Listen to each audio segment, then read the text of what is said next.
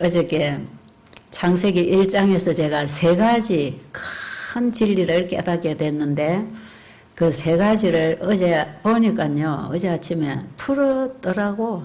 그게 뭐냐면 다시 말씀드리면 창세기 1장에서 하나님이 계시는구나. 그거 깨달았습니다. 여러분 이거 확실하게 짚는 거 쉽지 않습니다. 제가 교회 다니고 30년 만에 이거 깨달았습니다. 그동안에 교회 다니면서 성경도 읽고 하나님께 기도도 하고 하나님 얘기 많이 하고 하나님 믿으라 소리도 많이 했는데 그거 다 따라한 거예요. 따라서. 아, 우리 목사님이 얘기하는 그 하나님을 따라서 믿었지요. 예. 우리 목사님이 설교하는 설교 갖고 하나님이 그런 분이구나. 그게 전혀 내 것이 되지 않았다는 겁니다. 안 들어서가 아니고 내 것이 되지 않았기 때문에 모르는 거하고 같더라 이 말이에요. 그래서 하나님을 안다는 것은 이론적으로 들어가지고는 실제로 아는 게 아닙니다. 내가 실제로 알아야 되는데 그거는 경험을 통해서 확인이 되면서 이게 돼야 됩니다. 그냥 교회 30년을 열심히 봉사하고 집사하고 가르치고 다녔는데 이제 제가 하나님을 찾기 시작하면서 정말 하나님을 알고 싶을 때 알아지더라고요. 그냥 교회 가서 설교 듣고 있으면 하나도 모릅니다. 아, 우리 목사님 설교하는 하나님 저런 분이구나. 그 정도는 알아요. 그런데 그 하나님은 나의 하나님이 안 됩니다. 하나님이 내 개인의 하나님, 내 개인의 성전에 임하신 하나님. 그 하나님이 되려면 하고 믿음이 생기고 받아들여야 됩니다. 받아들여서 그것이 내 마음에 들어와야 됩니다. 근데 제가 창세기 1장을 딱 보면서 하나님이 계시는구나. 뭐 보니까요. 그분이 만들어 놓으신 물건들을 보니까 그분이 만들어 놓으신 이 세상을 보니까 만든 분이 계시잖아요. 하나님이 계신다는 걸 내가 확인을 하고 확신하고 믿음으로 그분에게 기도하고 대화할 때는요. 그분을 인격적으로 내 앞에 사람 앉혀놓고 대화하는 것 같은 그런 인격적인 하나님을 믿고 대화하는 것이에요. 그냥 하나님 이름 불러놓고 믿습니다 해놓고 하나님은 안중에도 없고 사람 보고 사람식으로 이렇게 하는 게 아니고요. 그 하나님이 계신다고 할 때는 정말 두렵고 떨리는 신뢰가 생기고 그분에 대한 경외심이 생기는 것이에요. 죄인들은요, 하나님을 두려워하지도 않고 찾지도 않는다 그랬잖아요. 하나님을 두려워한다는 것은 그분을 정말 알았을 때 그분에 대한 경외심입니다. 믿음입니다. 이런 것이 딱 생겨요. 하나님 계신다. 이거 제가 하나 큰 거 잡았잖아요. 교회를 30년 다니고 이거 하나 이제 그때 잡았습니다. 그때. 놀랍지요? 얼마나 제가 더디되는 사람인지요. 따라서 믿기는 이거 불가능합니다. 신앙은 따라하는 거 아니거든요. 절대로 남 따라하는 게 아니고 내가 믿어져야 됩니다. 그 신앙은 개인적으로 하는 것입니다.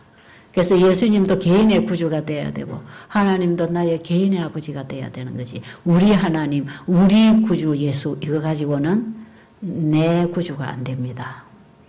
하나님이 세상을 이처럼 사랑하사 독생자를 주셨으니 그거 가지고는 나의 구주가 안 됩니다. 하나님이 나를 이처럼 사랑하사 독생자를 주신 것을 믿어야 됩니다. 그게 나하고 관계가 이루어져야 됩니다. 제가 하나님을 알게 됐다는 걸 바로 그런 관계로 제가 하나님을 알게 됐죠. 그거 하나. 그 다음에 두 번째는 뭐냐면 우리의 필요를 미리 아시는 분. 제가 창세기 1장에서 창조의 순서를 보면서 그 깨달았습니다. 사람을 위하여 이 지구를 만드셨는데 사람부터 만들어 놓고 보세요. 우리가 하는 기도대로 하나님이 그렇게 우리의 필요를 공급해 주신다면 자, 사람부터 먼저 딱 만들어 놓고 나니까 사람이 깜깜해 아무것도 안 보여 이럴 때요. 빛이 있어라. 딱 빛을 주시고 이게 아니단 말이에요. 사람이 나와서 숨을 못 쉬어서 아이고 하나님 나 숨도 못 쉬겠어요. 공기 좀 주세요. 제발 공기 좀 주세요. 믿음으로 공기 달라고 기도해야 공기를 주시는 게 아니고 배가 고파요. 뭐 먹고 살까요? 먹을 게 없네요. 이럴 때 그래 구하라 그러면 줄게. 이런 식으로 우리가 지금 생각하는 그런 식으로 하나님이 주신 게 아니었다 이 말이에요. 네가 열심히 쪼르고 투쟁을 해야 내가 그때에 듣고 응답해 줄게. 이런 하나님이 아니고 우리의 필요를 미리 다 아시고 다 준비해 놓으시고 애 낳기 전에 기저귀부터 만드는 엄마하고 같습니다. 애가 태어나면 무슨 옷을 입어야 되고 어떤 포대기에 싸야 되고 기저귀는 어떻게 채워야 되는 거 딱 준비해 놓고 애가 나오면 그게 딱 싸잖아요. 다 준비해 놨어요. 하나님은 우리를 낳으신 분이기 때문에 우리의 필요를 잘 아시고 그래서 우리를 사랑하십니다. 엄마가 아이를 낳을 때 아이를 사랑하는 사랑이라는 그 사랑을 선물로 받는 것이거든요. 자기가 안 낳으면 그 마음을 얻을 수가 없어요. 부모 자식 간의 사랑은요. 자식을 낳을 때 이 관계가 이루어집니다. 하나님이 우리를 낳으셨기 때문에 우리를 사랑하십니다.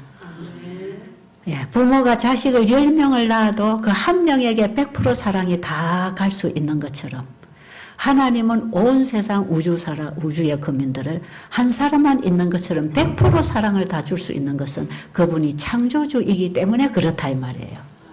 그리고 예수님 한 분으로서 우리 모든 지구의 죄인들의 죄를 한 분이 다 담당하실 수 있는 것도 그분이 낳으셨기 때문에 가능합니다. 우리의 전부를 그분이 가지고 계십니다. 각 개인에게 100%를 채워주실 수 있는 분. 충만하신 분입니다.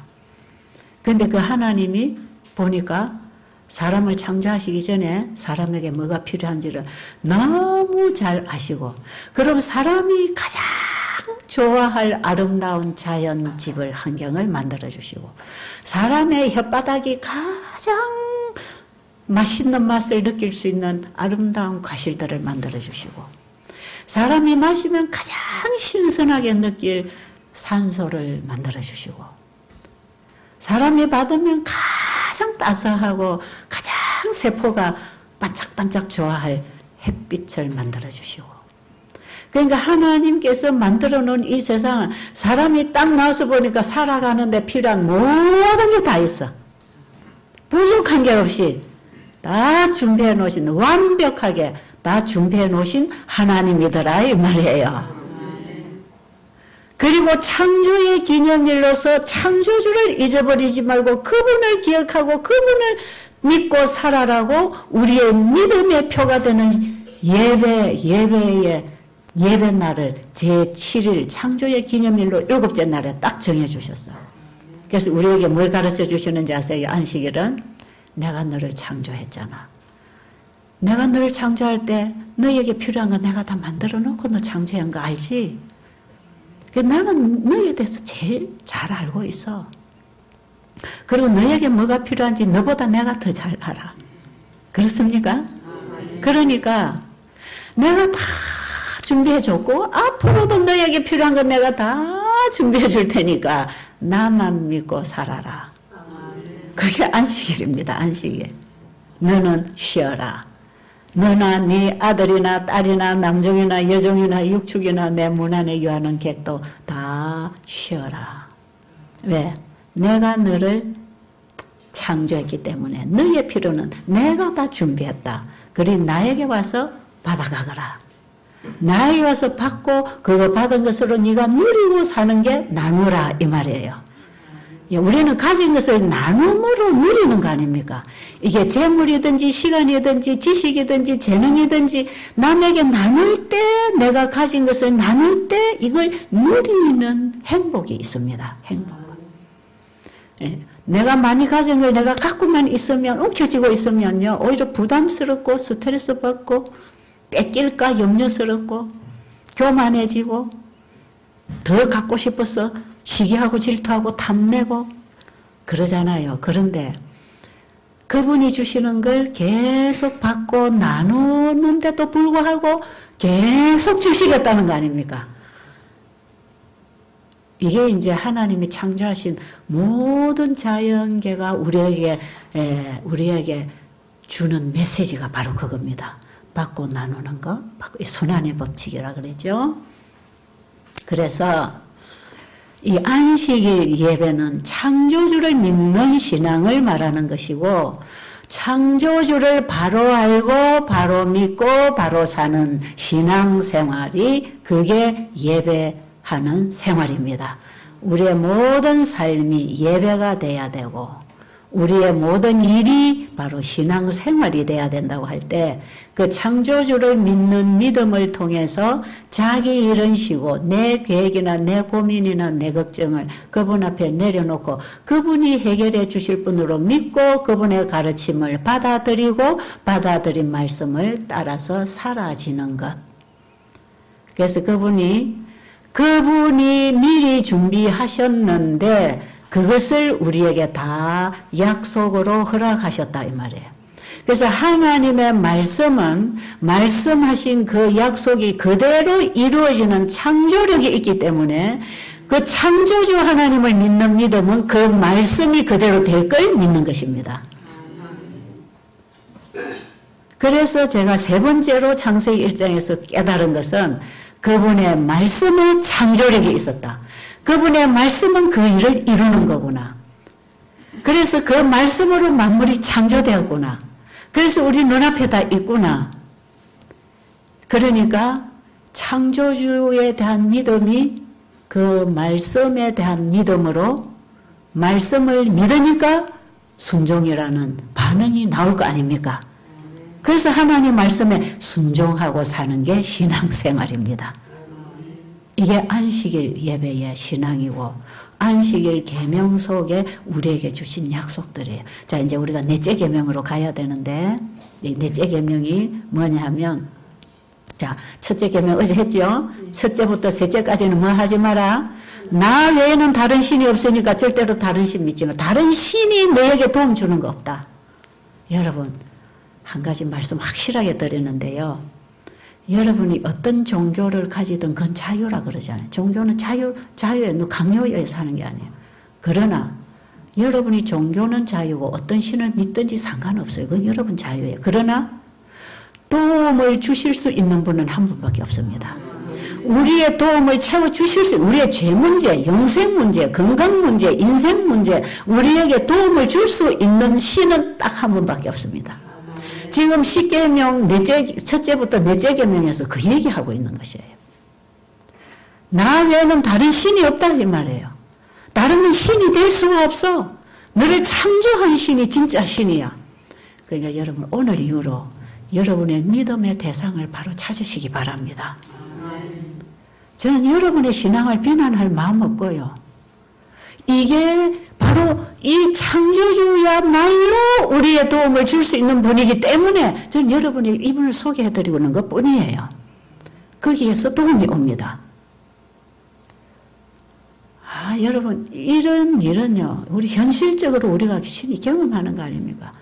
여러분 또 중간에 제가 이것도 하나 좀 얘기를 해야 되겠는데 절에 스님이 오셨다고요. 절에 스님이 저는 거기 가도 예수는 안 믿을 텐데 저를 받아줍니까? 참 정직하게 아침 오전에 일찍이 전화가 왔어요. 예, 괜찮습니다. 여기는 뭐 예수 안 믿는 사람도 많이 오니까요. 괜찮습니다. 그럴 때 나는 어느 절의 스님이라 그래요. 그분이 예수 안 믿는다는 거 양심적으로 맞는 거 아닙니까? 그래서 제가 괜찮다고. 왜 안 믿는가? 모르니까 안 믿는 게 너무나 당연하니까 그런 분을 보고 예수 믿어야 병 낫습니다. 이 소리는 해당이 안 되는 거거든요. 그렇죠? 제가 여러분 보고 예수 믿어야 병 낫습니다. 이 소리 안 하잖아요. 예수를 믿는 게 뭔가, 어떻게 할 때 병이 낫는가, 그분이 어떤 분인가, 여러분에게 이걸 가르쳐 드리면 여러분이 알아서 이제 믿든지 말든지 할 거 아닙니까? 그렇죠? 신앙은 강요에 의해서 만들어지는 게 아니에요. 그분을 알면 아는 데 대한 반응이 믿음으로 반응하는 것이거든요. 상대를 알면 믿음은 저절로 생기는 거니까 믿음도 그분이 주시는 거지 내 쪽에서 하는 게 아니잖아요. 그러니까 강요해서 믿어라 해서 믿음이 오는 게 아니에요. 상대를 알면 저절로 믿어지는 거죠. 그렇죠? 그래서 여러분이 그 하나님을 믿어지도록 저는 그 하나님을 여러분에게 소개하고 있는 거에 불과한 것이요. 믿음은 여러분이 갖는 것입니다. 근데 불교 스님이 나는 거기 가도 예수를 안 믿을 텐데 가도 됩니까? 할 때 당연히 그렇습니다. 오십시오. 그래야 될 거 아니겠어요? 이분이 진짜 오셨는데 딱 저보고 인사만 하면 이렇게 합니다. 이렇게. 예, 부엌에 밥을 들어와도 제가 여기 여기 있어서 이렇게 하면 들어오시다가 딱 보고 저를 쳐다보면 이렇게 인사만 하고 자리에 앉으시고 맨 뒷자리에 앉아서 딱 들으십니다. 위암이 걸려서 식사가 소화가 잘 안 되고 토하기 시작하고 그런 분이었어요. 근데 사실 여기 음식만 보면 절의 음식도 참 좋습니다. 고기 안 먹고 깨끗한 공기, 그 다음에 절의 음식이 얼마나 순수한 채식이 나옵니까? 그 음식이 정말 치료를 한다면 절에서도 치료되게 돼 있어요. 그런데 이분이 위암이 걸렸을까요? 근데 이분은요, 딱 강의를 하면 나무아미타불, 관세음보살 그러고 앉아 계십니다. 기독교인들이 아멘 하면 이분은 나무아미타불 하죠. 그러니까 옆에 있는 기독교인들이 좀 거북스러워가지고 저한테 와서 원장님 저분 좀 저리 안 하게 할 수 없어요. 그래서 제가 여러분이 아멘 하듯이 그분도 자기로서는 아멘이라는 표현을 하는 거니까 자기 신에게 그냥 두시라고. 그러고 한 일주일 되니까 아멘이 나무아미타불이 없어져요. 점점 작아지더니 없어지 조용히 그냥 계셔요. 그리고 한 일주일 지나고 나니까 음식이 소화가 되고요. 힘이 생기고요. 이상해요. 뭐 음식은 자기가 절에서 먹는 음식과 별 차이도 없는데 그러면서 이분이요. 한 3주쯤 지났습니다. 밥을 한 그릇씩 그냥 드시더라고. 한 달 못 됐은가 하여튼 그분이 나가셨어요. 나가실 때 저하고 무슨 얘기했는지 아세요? 저한테 와서 창조주 신이 부처님보다 더 높습니다. 그러더라고요. 됐나요? 그거 하나만 알고 가면 됩니다. 믿으라 할 게 뭐가 있습니까? 제가 그분 보고 이제 가시거든 스님도 예수 믿어야 되겠지요. 이 말 안 했습니다. 왜요? 그분이 깨달아서 선택할 수 있는 거예요. 예. 부처님 신보다 누가 더 높다고요? 예. 창조주가 더 높습니다. 제가 그분 얘기를 딱 들으면서요. 열왕기상 5장에 나만 장군 생각이 났습니다. 나만 장군이 하나님의 치료를 받고 가면서 자기가 자기 나라에 가면 무슨 죄를 드리든지 하나님이 용서해 주기를 바라신다고 자기는 하나님께만 예배하겠다고 헐걸 가지고 갔잖아요. 그죠? 그런데 이 나만 장군이 자기 나라에 가서 나 하나님 믿습니다 하고 교회 갔겠습니까? 아마 자기 하는 일을 하면서 마음으로는 그 주인과 함께 신당에 가서 봉사하고 같이 하지만 마음에는 누구에게 믿음이 있을까요? 이스라엘의 하나님께 대한 믿음이 있단 말이에요. 저는 이 스님이 가서 이제는 절에 가서 목닥치고 부처님 앞에 빌 때에 부처님을 누구로 볼까요?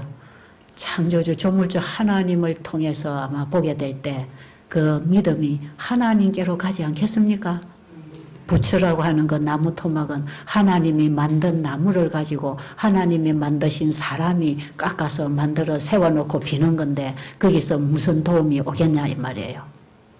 사람보다 못한 건데. 여러분 죄송합니다. 불교 신자가 계신다면 실제로 그렇습니다. 그런데 성경에 그렇게 또 기록이 되어 있고요. 그러니까 너에게 도움을 줄 수 있는 신은 누구밖에 없다? 창조주. 우리가 음식을 먹는 것도 그냥 채식을 하는 게 아니고 하나님 말씀으로 먹는다 그랬죠. 하나님 말씀으로 우리가 먹는 거기 때문에 치유는 하나님의 말씀에서 왔다 이 말이에요. 그러니까 창세기 1장에 하나님의 말씀이 창조력이 있은 것처럼 그 말씀이 우리 몸을 다시 재창조하는 능력이 있단 말입니다. 그래서 우리는 음식을 먹든지 일을 하든지 무슨 일을 하든지 하나님의 말씀을 먹고 말씀으로 인하여 말하고 살고 먹고 사는 것입니다. 이게 건강생활이라고 계속 얘기하지요. 여기에 진정한 회복이 오고 여러분들이 집에서 열심히 채식을 해도 절에서도 채식하고 공기 좋고 좋은 물 마셔도 암이 걸렸는데 어떻게 그 하나님의 말씀대로 그 믿음으로 먹었을 때 이게 치료가 되나 이 말이죠. 믿음으로 치유받습니다. 아시겠죠? 우리 하나님을 믿는 그 믿음이어야 그 믿음으로 행동에 나가야 되고 그 믿음으로 순종이라는 게 일어나야 믿음으로 말미암은 의가 되는 것이지 하나님 빼고 믿음 빼고 내 의, 내 스스로 하는 의는 그게 실제로 의가 아니고 내 자아에서 나온 거기 때문에 죄다 말이에요. 하나님 보실 때는 그건 더러운 옷이다 그러죠. 자, 여러분의 신앙생활에 이런 얘기는 굉장히 중요한 거니까요. 잡아 나가시면 좋겠어요. 자, 그러면 자 이제 다시 정리해 보세요. 하나님은 계신다. 그다음에 우리의 필요를 미리 아신다. 그리고 우리의 필요를 끊임없이 앞으로도 공급하실 텐데 우리가 뭐 할 때 공급을 받는가? 그분의 말씀을 믿고 받아들이고 살아갈 때 공급받는다. 맞습니까? 지금 우리가 하나님 말씀에 불순종하고 사는 거 예수님 은혜로 살고 있고요. 하나님이 모든 죄인들에게 주신 이 혜택을 우리가 지금 예수님의 중보의 혜택을 입으면서 지금 우리가 얻어먹고 있어서 살고 있습니다. 자, 그럼 보세요. 다시. 자, 창조주를 믿는 그 신앙은 하나님이라는 분이 이 세상을 창조하신 창조주로서 믿는 것이고 그 창조주가 이 세상을 뭘로 만드셨다고요? 말씀으로 만드신 분이다. 말씀에서 이 세상이 다 나왔다. 그러면 하나님의 말씀은 만들어내는 능력이 있다. 그럼 하나님이 하라 하지 마라의 말씀 속에는 이미 우리가 그렇게 할 수 있는 창조력, 생명력을 우리에게 주신다는 약속입니다. 그러니까 내가 행한다는 게 아니라 그분이 해주겠다는 약속 아닙니까? 그래서 구약, 신약, 여러분 가지고 계시는 이 성경이 구약, 신약이 그 약속입니다. 약속. 너희들이 이걸 행할 수 있는 게 아니야. 내가 해줄게. 허락이고 약속입니다. 그러니까요. 성경 읽어보면 불가능한 얘기만 적혀 있잖아요. 근데 누가 하셨죠? 하나님이 하셨잖아요. 나는 너희를 애굽 땅 종되었던 집에서 인도하여 낸 너희 하나님 여호와로라. 그러니 나 외에는 다른 신을 믿지만 나를 믿어라. 그럼 그분을 믿어라는 건 뭡니까? 그분의 말씀대로 될 거니까 내가 너에게 하겠다고 해주겠다 약속했으니까 내가 하라는 대로 해라 이 말 아닙니까? 그래서 모세가 하나님 하라는 대로 하니까 홍해를 길처럼 걸어왔지 않습니까? 그렇죠? 구약의 역사가 다 그걸 보여주는 거거든요. 그럼 이 구약과 신약 이 성경 속에 빼곡하게 기록된 이 수많은 하나님의 말씀의 얘기들이 그대로 되었고 또 그대로 될 것이고 성경의 예언이 그대로 성취되었고 앞으로도 그대로 이루어질 것이고 이스라엘의 역사 속에 함께 하신 그 하나님이 우리 인생의 역사 속에도 함께 하시는 분으로서 한 가지 우리에게 가르쳐 주시는 핵심이 뭐냐? 하나님이 내가 해줄게. 내가 다 해줄게. 너는 내 말을 들어 받아 먹어라. 그 하나님의 말씀은 살았고 운동력이 있어서 말씀을 내 마음에 받아만 들이면 그 말씀이 내 마음을 조절하고 생각을 조절하고 행동을 조절해서 하게 해준다 이 말이에요. 그러니까 성경에 기록된 하나님의 말씀은 우리 인간 차원에서 행할 수 있는 일은 아무것도 여기 없습니다. 그렇기 때문에 성경을 보면 너무 나하고 거리가 멀어요. 너무 거리가 멀어요. 그래서 저는 이 하나님을 모를 때에 성경을 읽으면 항상 반문이 생겼어요. 하나님, 어떻게 사람이 이렇게 될 수 있습니까? 어떻게 사람이 이웃을 내 몸처럼 사랑합니까? 어떻게 원수를 위하여 복을 빌고 사랑할 수 있나요? 이것이 끊임없는 반문으로 성경을 보면 어떻게 사람이 이렇게 될 수 있나요? 예수님은 무리로 걸으셨고 베드로도 무리로 걸은 성경의 얘기가 있는데 나는 왜 무리로 못 걷습니까? 나는 물에 들어가면 왜 빠집니까? 이게 나하고 무슨 상관입니까? 그런 의구심, 불신, 믿을 수 없는 사실들 이걸 어떻게 믿냐 이 말이에요. 그래서요 옛날엔 성경을 읽으면 무거운 짐만 되고 부담만 되고 이해가 안 되고 목사님들이 해석해 주는 거 들으면 이웃 사랑하라 고린도전서 13장에 사랑은 오래 참고 사랑은 온유하고 사랑은 투기하지 아니하고 자랑하지 아니하고 그 사랑이라는 속성이 나한테 하나도 없는데 내가 어떻게 그렇게 하지? 아니 내 남편도 내 자식도 제대로 사랑 못해서 이기적으로 낳고 이기적으로 키우고 사는데 어떻게 남을 원수를 사랑하나요? 불가능 아닙니까? 고린도전서 13장 읽어보면요 100% 불가능해요.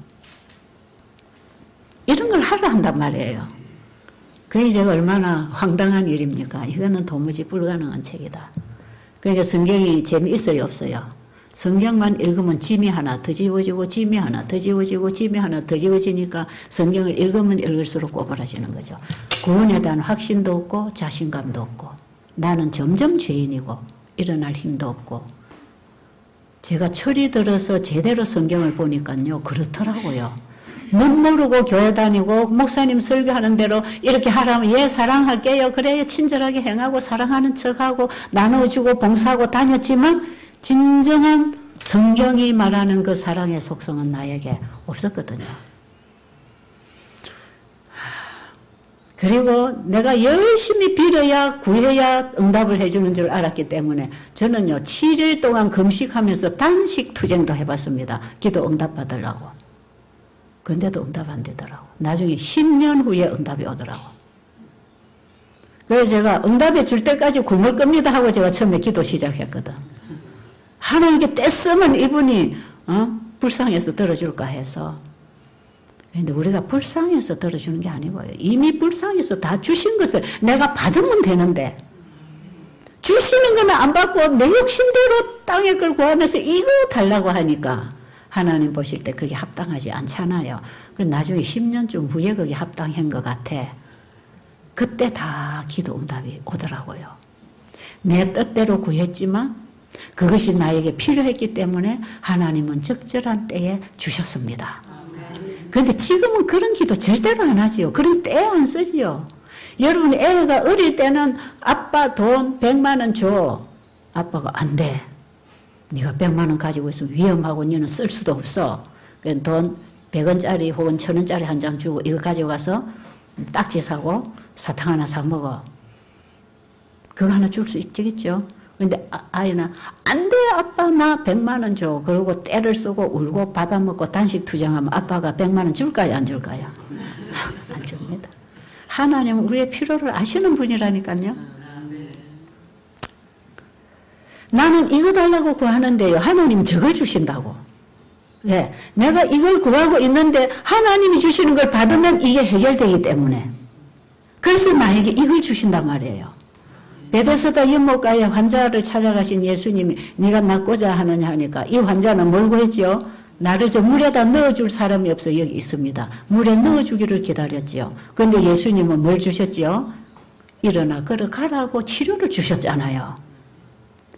하나님은 우리가 구하는 대로 주시는 게 아니라 우리가 필요한 걸 주십니다. 그리고 우리가 잘못 구하는 것도 그분은 이해하십니다. 네가 왜 이걸 구하는지 내가 알아. 네 이거 필요하지. 이 환자는 물에 들어가기를 기다리고 있는데 예수님은 너는 낫고 싶잖아. 그겁니다 바로. 제가요 인생 살기가 너무 힘이 들어서 참 힘들었어요. 제가 이 일을 하면서 중간에 수십 번 그만두려고 했습니다. 하나님 저 더 못하겠어요. 사람들은 자꾸 밀려 들어오고 아침에 교회는 다 시간 맞춰서 나와서 예배 드릴 준비하고 있는데 예배 인도를 하고 말씀을 전할 저는 방에서 울고 앉아 있는 거죠. 밤새. 나와서 설교할 수 있나요? 못하겠더라고요. 죽는 것보다 더 힘듭니다. 이거는.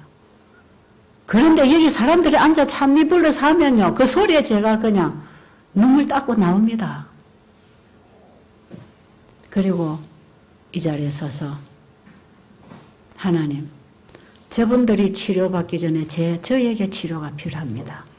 저에게 치료제를 주세요. 그러고 서서 입을 열고 얘기를 합니다.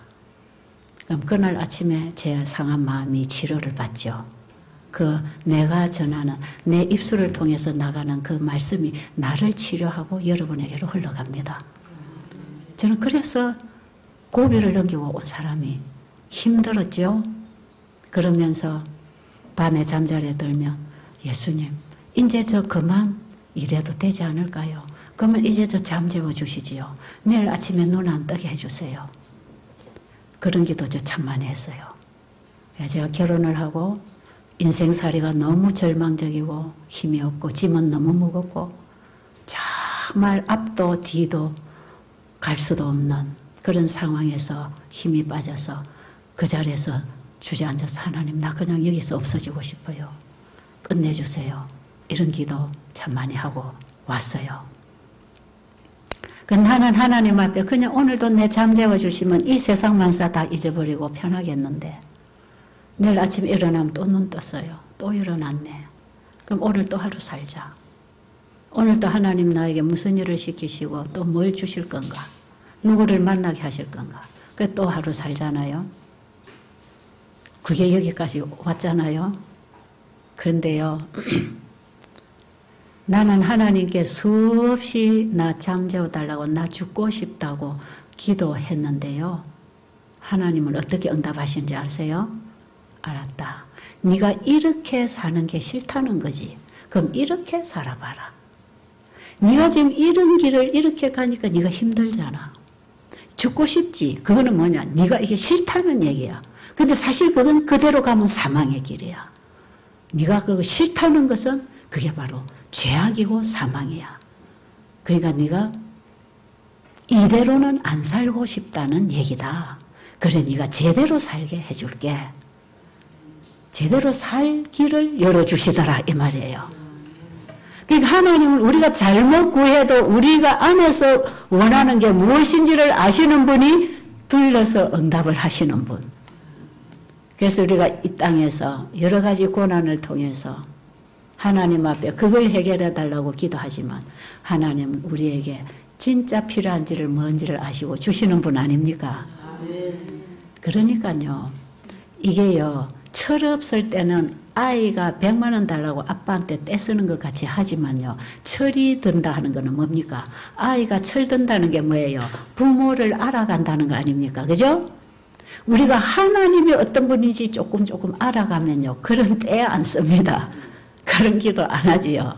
어릴 때 하는 것입니다.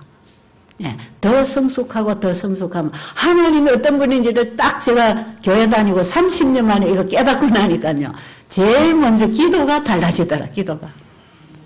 기도 제목을 막 적어놔놓고 맨날 이거대로 응답해 달라고 제 책상 위에 벽에다 붙여놓고 그것 대고 아침에 일어나면 그것 대고 그거대로 기도해 달라고 빌던 그 기도 제가 딱 지워버렸습니다.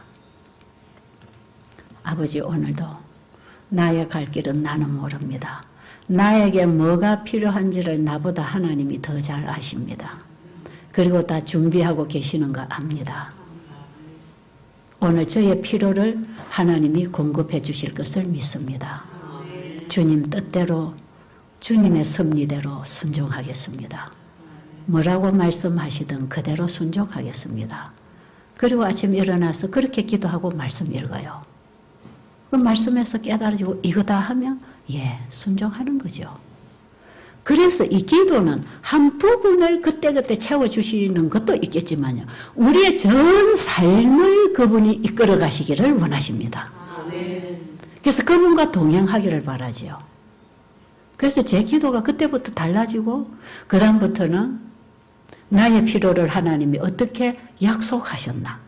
그래서 하나님 말씀에서 네가 이렇게 하면 이렇게 해주겠다. 여러분 출애굽기 15장 26절에 보면 너희가 내 말을 잘 들어 순종하고 나의 보기에 의를 행하고 나의 규례와 율례와 법도와 계명을 잘 지켜 행하면 애굽 사람에게 내린 질병이 하나도 너희에게 내리지 아니하리니 나는 너희를 치료하는 여호와임이라. 치료를 누가 해주시겠다? 병든 몸을 치료해 주겠다 약속하셨죠? 그럼 우리가 어떻게 해야 치료해 주신다고요? 그분의 말씀에 순종할 때 그분은 치료를 하시겠다는 거 아닙니까? 우리의 전 삶이 그분의 말씀을 따라 한 걸음 한 걸음 옮길 때 우리의 인생을 그분이 열어가시겠다는 거 아니에요? 그래서 우리의 삶을 그분과 함께 사는 것, 이거의 기도 생활입니다. 여러분, 기도의 삶을 누리시기 바랍니다. 하나님께 받은 것을 나누고 사는 것. 자, 그럼 이제 10계명으로 가봅니다. 처음부터 셋째까지 계명은 나 외에는 신이 없다. 너의 필요는 내가 다 준다. 그게 이제 넷째 계명에서 내가 누구다? 내가 너를 창조한 창조주다. 그러니까 창세기 1장으로 가서 그 창조주가 어떤 분인지 이제 알잔 말이에요. 저는 거기서 이 세 가지를 크게 봤다 이 말이에요. 자, 그러면 그 다음부터 이제 5째 계명부터 10째까지 계명이 뭡니까? 이웃에게 행할 거 가르쳐 줍니다. 내 부모를 공경하고 뭐 간음하지 말고 살인하지 말고 도둑질하지 말고 탐내지 말고 어쩌고 저쩌고 우리가 해야 할 거 가르쳐 주잖아요. 그럼 이 뒤에 5번째부터 10번째까지 이걸 행할 수 있는 이 힘을 누가 주느냐? 창조주가 주십니다. 그러니까 다른 신에게 구하지 말고 나에게 와서 구하라는 것은 내 말을 듣고 순종해라 이런 뜻이고요. 아시겠어요? 그래서 안식일 신앙은 철저히 창조주의 말씀에 순종하는 믿음을 얘기하는 것입니다. 그러면 이웃을 사랑, 부모를 공경, 그 다음에 간음하지 말고 살인하지 말고 도둑질하지 말고 어쩌고 저쩌고 이거 사실은요 우리 속에는 그 정신이 다 있습니다. 보세요. 요한복음 8장에 보면 간음 현장에서 끌려온 여인을 사람들이 다 둘러서서 돌 쳐 죽이려고 그랬잖아요. 모세의 법에는 간음 현장에서 끌려오면 다 돌 맞아 죽는다고. 돌을 치려고 사람들이 뺑 둘러서서 이 간음 현장에서 끌려온 여인에게 돌 치려고 할 때 예수님께서 돌을 들고 있는 그 사람들 앞에 가서 다 허리를 구부리고 글을 써주셨답니다. 그들 속에 있는 죄를 지적을 해주는 거죠. 너도 어느 때에 이런 죄 저질렀고 네가 앞으로 이런 기회 오면 이 죄를 저지르려고 네 속에 죄를 품고 있잖아. 그러니까 우리의 마음을 보시는 중심을 보시는 그분은 우리 속에 있는 죄를 다 보시기 때문에 죄를 행하지 않았고 간음 현장에서 덜미가 안 잡혀도 그들은 얼마든지 죄질 가능성을 가지고 있고 죄의 열매를 맺어 나갈 죄의 씨가 그들에게 있는 걸 다 보셨기 때문에 죄 없다고 자부심을 가지고 정죄하려고 돌치려고 한 사람들 앞에 전부 다 그들의 죄를 써놓으니까 한 사람도 돌칠 사람이 없었어요. 그럼 다 누구도 다 죄인이라는 것입니까? 다 죄인이라는 것입니다. 하나님 보실 때는. 누구도 죄인을 정죄할 의인은 없다는 것입니다. 그러니까 하나님의 계명을 지킬 수 있나요, 없나요? 못 지킨다는 것입니다. 누구만이 해줄 수 있다는 겁니까? 창조주 그분이 이 땅에 오신 예수 그리스도 아닙니까? 그거 아십니까? 2000년 전에 이 땅에 오신 예수님이 이 천지를 창조하신 하나님인 거 아십니까? 보세요. 창세기 1장에 하나님의 말씀하시되 있어라 하시니 있었지요? 요한복음 1장에 보면 태초에 말씀이 계시니라. 이 말씀이 하나님과 함께 계셨으니 이 말씀은 곧 하나님이시라. 만물이 그로 말미암아 지은 바 되었고 지은 것이 하나도 그가 없이는 된 것이 없느니라. 14절에 가면 요한복음 1장 14절에 가면 그 말씀이 육신이 되어 우리 가운데 거하심에 우리가 그 영광을 보니 하나님의 독생자의 영광이요 은혜와 진리가 충만하더라. 누굽니까? 예수님 아닙니까? 그 예수님이 창조주 맞습니까? 예수님이 해주겠다 이 말이에요. 아시겠어요? 예수님 그분이 우리 안에 오셔서 이 계명에 순종할 수 있도록 해주는 것이지 우리 속에 죄의 씨가 들어서 죄의 열매가 맺혀 나가는 자동적인 죄인, 유전적인 죄인, 죄의 법이 주관하고 사는 죄의 노예가 되고 종이 되는 우리 인간 스스로는 계명을 지킬 수 없다는 것입니다. 누가 와야 해주신다? 그래서 죄 지은 죄인들에게 10계명이 주어진 것은 죄인이 지키라고 준 게 아니라 이 십계명을 통해서 우리의 죄를 깨닫고 나면 죄인이 누구 앞에 와야 됩니까? 예수님 앞에 오면 예수님의 용서, 나의 죄를 위하여 그분이 십자가에 돌아가신 그분의 용서와 사랑을 가슴으로 만나고 받아들일 때 그분을 우리가 사랑하게 되면서 그분을 믿음으로 받아들인 그분에 의하여 순종의 생애를 살게 되어서 계명을 지키게 되는 것입니다.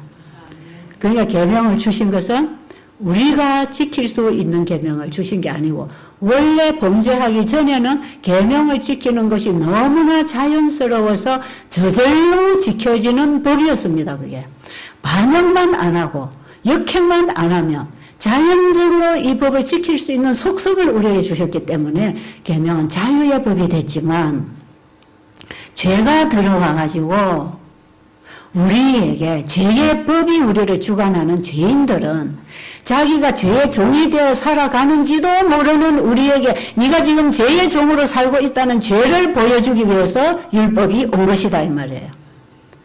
그래서 나중에 죄지은 이 시내산에서 모세가 율법을 받아서 이스라엘 민족들에게 주니까 선포를 하니까 우리가 다 행하리이다 해놓고 나중에 모세가 올라가서 빨리 안 내려오니까 이들이 뭐 만들었지요? 예, 금송아지 만들 우상성이잖아. 바로 그런 정신이 우리 안에 있단 말이에요. 그래서 우리가 율법을 지켜야 됩니다 해서 지켜지는 것도 아니고 지켜라 해서 지켜지는 것도 아니고 사랑하라 해서 사랑이 되는 것도 아니고 간음하지 말라 해서 간음이 없는 것도 아니고 우리 간음 정신이 우리 속에는 늘 도사리고 있단 말이에요. 탐내지 말라 해서 탐을 안 내는 게 아니단 말이에요. 누가 가야 된다? 여러분 그래서 안식일 예배는요. 창조와 구속의 약속의 언약의 날입니다. 이 날이. 창조의 기념일로서의 안식일은 우리를 창조하신 그분이 우리의 전부를 책임졌다는 복음입니다. 그래서 우리 사람들에게 죄가 들어오니까 예수님이 바로 죄값을 지불하고 죽으셨잖아요. 에덴 동산에서 아담 하와가 범죄한 그 자리에서 예수님은 속죄 양으로 이미 피 흘려 죽으시고 표상으로 죽으시고 실체를 보내줄 걸 약속하셨는데 그 실체가 2000년 전에 나사렛 예수로 오신 것입니다. 그러니까 이 안식일 복음 속에는요. 창조의 기념일인 동시에 구원받은 우리에게는 구속의 기념일이 될 것입니다. 이것이 영원히 창조주가 받을 경배요 예배요 우리의 믿음의 주가 되시는 것을 우리가 확실히 믿고 사는 것입니다. 그래서 바로 창조주를 믿으라 하는 것은 그분이 우리의 죄도 담당하시고 우리를 영원히 구원해 주시는 분으로 믿어라 하는 복음이 포함되어 있다 이 말이에요. 그러니까 우리 죄인에게 안식일 예배는 당연히 드려져야 하고 안식일의 주인이신 그분에 대한 신앙이야말로 우리를 계명을 지키게 하는 능력을 주시는 신입니다. 자, 이렇게 예수님을 영접하게 되면 예수님 안에 있는 그 율법의 정신이 우리의 마음에 새겨져서 행하는 것은 자유의 법이 된다 이 말이에요. 그래서 야고보서 1장에 보면 이 자유롭게 하는 완전한 복음을 들여다보고 있는 자는 율법을 보고 버리는 자가 아니요 율법을 보고 행함으로 복을 얻는 자라 그랬어요. 그 야고보 1장 26절인가 15절인가 있지요. 그 자유의 율법이 새 언약의 예수님 안에서 완성되는 율법을 얘기합니다. 자, 안식일 10계명 안식일의 계명이 10계명 가운데서 언약으로 주어졌고요. 내가 해줄게. 약속입니다. 그것을 수만 가지로 풀어서 성경에 약속을 주셨습니다. 아시겠죠? 그래서 성경은 하나님이 우리에게 주신 약속이고 언약입니다. 내가 하는 게 아니고 내가 해줄게. 창조주가 해줄 수밖에 없는 것. 죄의 종이 되어 있는 우리를 구원할 분은 창조주밖에 없습니다. 그래서 범죄한 이후에 천사들이 우리 대신 죽고 우리를 구원해 주려고 할 때 예수님이 안 돼. 너희들은 할 수 없어. 내가 가야 돼. 그래서 예수님이 이 땅에 오셨단 말이에요. 창조주를 여러분 알게 되기를 바랍니다. 앞으로 여러분 이 창조주를 믿는 신앙하고 창조의 기념일인 안식일을 변경시킨 인간이 만든 이 예배일하고의 전쟁이 이 지구 역사 마지막 최후에 일어나는 게 요한계시록 13장의 짐승의 표 전쟁입니다. 창조주를 믿을 것인가? 짐승에게 경배하고 짐승의 표를 받을 것인가? 바로 14장에는 하나님 창조주를 경배하고 하나님의 인을 받은 백성이 어떤 모습으로 이 세상에 있어서 어떤 기별을 전하는가가 계시록 14장 6절부터 12절에 나와 있고요. 그 다음 계시록 13장에는요. 짐승의 표를 받은 자들이 어떻게 짐승의 표를 받고 짐승의 표를 거절함으로 매매 표를 받지 못하고 죽임을 당하는 환란, 짐승의 표에 대한 시련들이 올 것입니다. 그래서 마지막에 우리의 신앙 전쟁, 신앙을 다시 우리에게 확인하는 믿음의 시험이 한번 최고 마지막에 이 지구에서요. 창조주를 믿느냐, 피조물을 믿느냐, 사람의 권위에 복종하고 경배하느냐, 하나님의 권위에 복종하고 경배하느냐. 이 싸움 우리의 신앙 전쟁입니다. 하늘에서부터 신앙 전쟁이 시작되어서 지구 역사 쭉 지금 우리의 믿음이 누구를 믿고 있느냐에 초점을 맞추고 우리의 신앙 전쟁의 역사다 이 말이에요. 이 율법 전쟁이라는 게 바로 신앙 전쟁입니다. 하나님을 바로 믿으면 순종하는 것이고 하나님 안 믿으면 불순종하니까 율법을 지키느냐 안 지키느냐는 그분을 믿느냐 안 믿느냐의 하나의 나타나는 모습이단 말이에요.